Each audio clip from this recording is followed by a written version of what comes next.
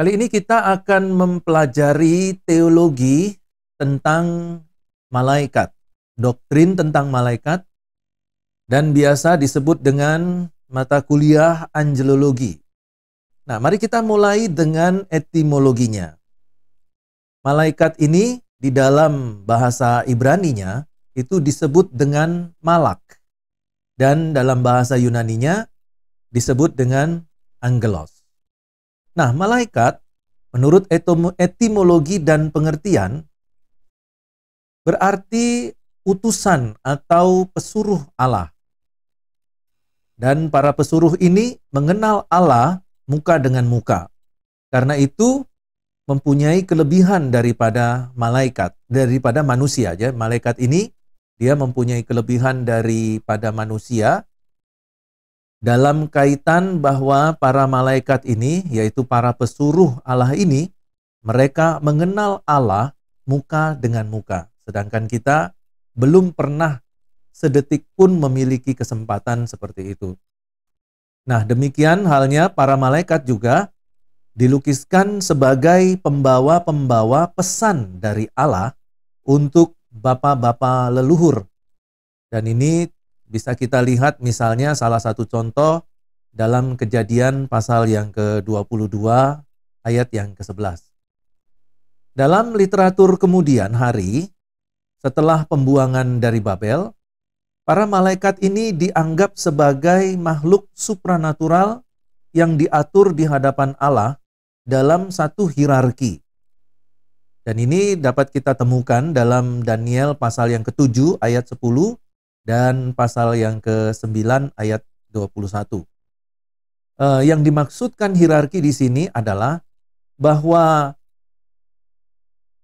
orang-orang Israel, mereka setelah pembuangan meyakini, mungkin setelah mendapatkan pengajaran dari Daniel, bahwa malaikat yang adalah makhluk supranatural ini memiliki jenjang hierarki atau jenjang kepangkatan. Apakah itu yang dimaksudkan hierarki ini adalah jenjang kepangkatan ataukah jenjang sosial surgawi? Karena di dalam surga ada kehidupan sosial, makanya saya sebut sebagai sosial surgawi. Tetapi intinya bahwa ternyata memang Alkitab juga memberikan penjelasan adanya hierarki atau tingkatan dalam kehidupan para malaikat ini. Tentu satu hal yang tidak bisa kita abaikan bahwa di dalam hierarki ini yang tertinggi disebut sebagai penghulu malaikat Allah. Dan dulunya penghulu malaikat Allah adalah Lucifer.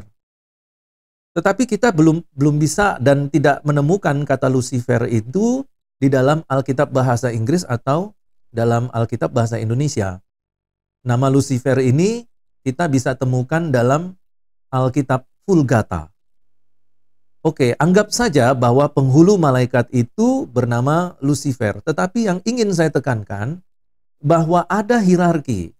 Buktinya Alkitab menggunakan istilah penghulu malaikat, artinya adalah pemimpin malaikat yang tertinggi. Maka logikanya kalau ada pemimpin yang tertinggi, maka ada jenjang atau ada hierarki malaikat yang dipimpin. Nah, beberapa ahli teologi mengatakan bahwa ketika penghulu malaikat Lucifer ini memberontak terhadap Allah dan dihukum menjadi iblis atau setan, maka penggantinya adalah Mikael. Nah, sebagai makhluk-makhluk rohani, malaikat yang baik itu memuliakan Allah, melaksanakan kehendaknya, melihat wajahnya, takluk kepada Kristus. Nah, di sini yang ingin saya berikan sedikit tekanan bahwa malaikat ini juga takluk kepada Kristus. Maka mungkin sebagian orang mungkin bertanya, kenapa malaikat takluk kepada Kristus? Apakah yang dimaksudkan takluk kepada Kristus itu pada saat malaikat ini bertemu Kristus di bumi? Tetapi saya mempunyai argumentasi bahwa malaikat takluk kepada Kristus sekalipun atau semasa Tuhan Yesus masih ada di surga dan belum datang ke bumi ini. Kita tahu itu yang disebut dalam kristologi sebagai istilah pre-eksistensi atau pra-eksistensi. Artinya adalah bahwa Tuhan Yesus Kristus sudah ada bersama dengan Allah di dalam ketritunggalan di surga. Nah, itu berarti bahwa sebelum dunia diciptakan, sebelum bumi diciptakan, sebelum Allah menciptakan manusia, di surga malaikat sudah mengenal Kristus, takluk kepada Kristus, menyembah Yesus Kristus sebagai salah satu oknum dari ketritunggalan Allah pra-eksistensi sebelum dunia diciptakan, dan mereka ada di dalam surga. Jadi itulah keunggulan malaikat. Makanya beberapa teolog mengatakan bahwa malaikat lebih unggul daripada manusia. Dan saya menyetujui hal ini. Memang sebagian kecil ada juga para teolog yang mengatakan bahwa manusia lebih unggul daripada malaikat. Alasan utamanya adalah bahwa Allah mengasihi manusia lebih daripada semua ciptaan yang lain, termasuk malaikat. Buktinya apa? Allah memberikan anaknya yang tunggal. Bahkan Yesus Kristus harus mati bagi manusia. Dan Allah, Tuhan Yesus Kristus, tidak pernah mati untuk malaikat. Nah, itulah kemudian yang menjadi alasan mengapa mereka mengatakan manusia lebih unggul daripada malaikat. Karena Yesus Kristus harus mengorbankan dirinya. Dia adalah wujud kepenuhan keilahian Allah. Dan dia itu adalah Allah itu sendiri. Tetapi mau mati demi manusia. Dan tidak dicatat di dalam Alkitab bahwa Tuhan Yesus mati untuk malaikat. Nah, ini nanti kita bisa perdebatkan dan kita bisa diskusikan. Nah, saya lanjutkan lagi. Malaikat-malaikat ini tinggal di surga. Ya. Apakah kemudian malaikat yang tinggal di surga ini juga kemudian ke bumi? Tergantung perintah Allah. Kalau Tuhan Yahweh Bapa memerintahkan malaikat itu untuk tinggal di bumi dalam satu urusan surgawi, ya tentu mereka mau dan melakukan perintah dari Bapa. Dan juga malaikat ini tidak menikah, tidak dapat mati, dan tidak boleh disembah. Perhatikan bahwa mereka tidak menikah. Kemudian tidak dapat mati. Nah, nanti di dalam mata kuliah di dalam materi tentang satanologi, setelah malaikat ini kita akan membahas materi tentang iblis dan setan dalam materi satanologi. Di situ saya akan memberikan penjelasan bahwa iblis juga tidak dapat mati dalam kurun waktu tertentu, sampai nanti iblis akan dibuang ke neraka dan dihukum selama-lamanya. Jadi pada saat malaikat memberontak terhadap Allah dan kemudian dia dihukum menjadi iblis, menjadi setan, maka keberadaan mereka yang sudah menjadi setan dan iblis ini terus hidup dari saat mereka dibuang atau dijatuhkan dari surga, dibuang dari surga, sampai sekarang, setan dan iblis yang sama itu masih hidup sampai sekarang, sampai di masa kita sekarang. Jadi kalau malaikat tidak dapat mati, iblis juga tidak dapat mati. Bayangkan saja betapa pandainya iblis itu atau setan itu. Kita hidup hanya 70 tahun. Ya, selama kita di bumi.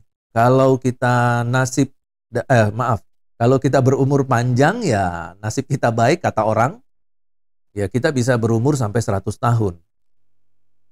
Tapi iblis umurnya sepanjang umur bumi. Bahkan sebelum bumi diciptakan, iblis sudah ada. Betapa luar biasa banyaknya pengalaman dia. Pengalaman menggoda manusia, pengalaman mencobai manusia, pengalaman menjatuhkan manusia ke dalam dosa, itu sudah luar biasa sangat banyak sekali. Karena sejak Adam dan Hawa, dia terus-menerus menggoda manusia sampai zaman kita sekarang. Nah, itu implikasi teologinya seperti itu. Mengerikan sekali ya. Tapi kita belum bicara tentang iblis ya, kita masih bicara soal malaikat. Jadi malaikat ini tidak dapat mati dan tidak boleh disembah. Sekalipun dia unggul daripada kita manusia, dia tidak boleh disembah. Mereka dapat tampil dalam bentuk manusia. Nah, umumnya sebagai orang muda yang tanpa menggunakan sayap. Alkitab berbicara tentang rombongan malaikat baik yang sangat banyak, sekalipun hanya nama 2 malaikat yang disebut dalam Alkitab, yaitu Mikael dan Gabriel. Tetapi jumlah malaikat sangat banyak sekali, berlaksa-laksa. Ya, miliaran. Tetapi yang diperkenalkan kepada manusia yang umum adalah Mikael dan Gabriel. Kalau 2 malaikat ini memiliki nama, maka tentunya yang lain pun ada namanya. Ya, itu logika. Manusia saja yang seperti kita sekarang ini mempunyai nama semua. Ada hampir 7 miliar manusia di bumi, semuanya punya nama. Saya pikir tidak ada satupun manusia yang tidak ada namanya ya. Namanya siapa? Tidak ada gitu. Nah itu namanya kan tidak ada. Atau namanya siapa? Belum punya. Oh, jadi namanya belum punya. Jadi dipanggilnya apa? Bapak belum punya ya? Ya. Jadi sekalipun belum punya, itu sudah menjadi namanya. Ya. Jadi malaikat ini juga mempunyai nama ya. Nah, orang-orang Farisi mendukung kepercayaan kepada malaikat yang telah berkembang ini. Misalnya dalam Kisah 23 ayat 9. Yang dibutuhkan untuk melengkapi doktrin tentang transendensi Allah yang mutlak. Nah, pandangan kalangan Farisi ini bertolak belakang dengan orang-orang Saduki yang lebih konservatif. Orang-orang sejak zaman kitab Daniel melihat bahwa malaikat-malaikat diberi nama dan juga malaikat-malaikat ini mendapatkan tugas-tugas khusus. Bisa kita lihat di dalam Daniel pasal yang ke-8 ayat 16, juga pasal yang ke-10 ayat yang ke-13.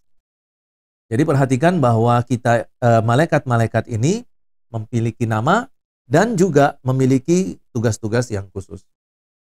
Dan malaikat ini terbagi menurut tingkat yang berbeda. Mikael disebut dengan penghulu malaikat atau malaikat yang memimpin. Kemudian ada serafim, ada kerub, kemudian ada para malaikat dengan wibawa dan kuasa, kemudian juga sejumlah besar malaikat yang merupakan roh-roh yang melayani. Nah, para malaikat melaksanakan banyak kegiatan di bumi atas perintah Allah. Mereka memainkan peranan khusus dalam menyatakan hukum Allah kepada Musa. Tugas mereka terutama berkaitan dengan peranan mereka dalam misi Kristus untuk menyelamatkan manusia. Mereka bersukacita apabila satu orang berdosa bertobat. Mereka melayani kepentingan umat Allah, mengamati kehidupan jemaat Kristen, membawa berita dari Allah, mengantarkan jawaban atas doa, kadang-kadang membantu penafsir mimpi dan penglihatan yang bersifat nubuat, memberikan kekuatan kepada umat Allah di tengah-tengah pencobaan, melindungi orang kudus yang takut akan Allah, dan membenci kejahatan, menghukum orang yang menjadi musuh Allah. Mereka adalah makhluk Allah, ini maksud saya, makhluk Allah yang berperang melawan kuasa-kuasa setan. Makhluk yang diciptakan oleh Allah berperang melawan kuasa-kuasa setan dan membawa orang yang selamat ke surga. Malaikat tentu adalah makhluk, tetapi keberadaan mereka suci. Walaupun mempunyai kemauan yang bebas, jadi malaikat ini memiliki kehendak bebas, memiliki free will. Walaupun mempunyai kemauan yang bebas, dan karena itu mereka bisa terpengaruh terhadap godaan dan dosa. Alkitab berbicara tentang malaikat yang baik dan yang jahat. Sekalipun ditekankan bahwa pada mulanya semua malaikat diciptakan baik dan kudus. Tetapi karena mereka memiliki kebebasan untuk memilih, banyak malaikat ikut dalam pemberontakan iblis dan meninggalkan kedudukan mereka semula selaku hamba-hamba Allah. Sehingga dengan demikian, para malaikat tersebut kehilangan peranan surgawi mereka. Malaikat yang jatuh ini disebut iblis, setan. Dan terdapat banyak acuan mengenai kejatuhan golongan malaikat ini di bawah pimpinan setan. Misalnya saja kita bisa lihat di Ayub pasal 4 ayat 18, Matius pasal 25, 41, 2 Petrus 2 ayat 4, dan Wahyu 12 ayat 9. Iblis atau setan sebagai golongan dari malaikat yang jatuh disinggung juga baik dalam perjanjian lama maupun perjanjian baru. Berlawanan dengannya ada barisan malaikat-malaikat jahat di bawah kuasa iblis. Jadi kita lihat di sini bahwa sebagian besar malaikat tetap berada di bawah kepemimpinan Allah, dan mereka adalah makhluk-makhluk roh yang melayani Allah, makhluk-makhluk buatan ciptaan Allah. Tetapi pada bagian yang lain, ada sekelompok malaikat yang merupakan barisan malaikat-malaikat jahat berada di bawah kuasa dari si iblis. Ini kita bisa lihat juga dan bandingkan di Matius pasal yang ke-25 ayat yang ke-41. Nah, itulah pengantar umum tentang malaikat.